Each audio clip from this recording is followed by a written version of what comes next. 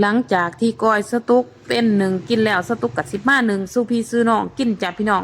ก้อยเรื่องแอมแต้มงามงามพี่น้องสตุกเห็ดเฉียวนี่สตุกเห็ดหนานี่พี่น้อง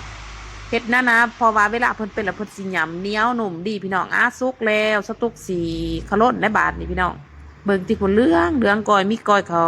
เหนียวก้อยเขาเจ้าปนกันหักแต่ว่าก้อยเขาเหนียวสิมีหลายก่อนก้อยเขาเจ้าเด้อเห็นบ่เรื่องสินใหญ่สินหนาดีบ่ได้มุนบ่ได้มินได้พี่น้อง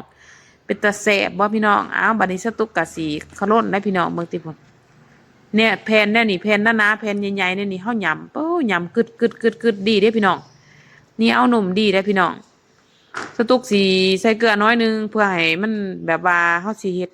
เฮาสิใส่น้ำตาลแต่เฮาสิใส่เกลือน้อยนึงเพื่อว่าให้มันหวานแต่ว่ามันบ่ให้มันหวานอย่างเดียวให้มันมีความนัวเกลือนี่มันสู้รสเด้พี่น้อง บาดนี้สตุกกับสิใส่น้ำตาลลงไปผู้ใดมักหวานร้ายกับใส่ร้ายมักหวานหน่อยกับใส่หน่อยสตุกมักธรรมดาบ่มักหวานแห้งเพราะว่าเขาอยากกินก้อยเนาะบ่แม่นเขาสิอยากกินหวานหั่นนะตุกกับใส่หวานน้อยนึงใส่เกลือน้อยนึงให้มันนัวจะเบิ่งผุ่น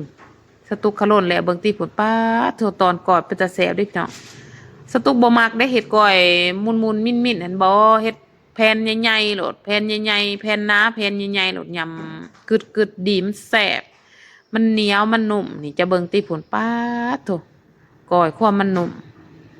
เจ้ายำนี่นุ่มๆคือเจ้ายำข้าวเหนียวโหลดเบิ่งตีผลแซ่บคือยำข้าวเหนียวหนึ่งใหม่โหลดพี่น้อง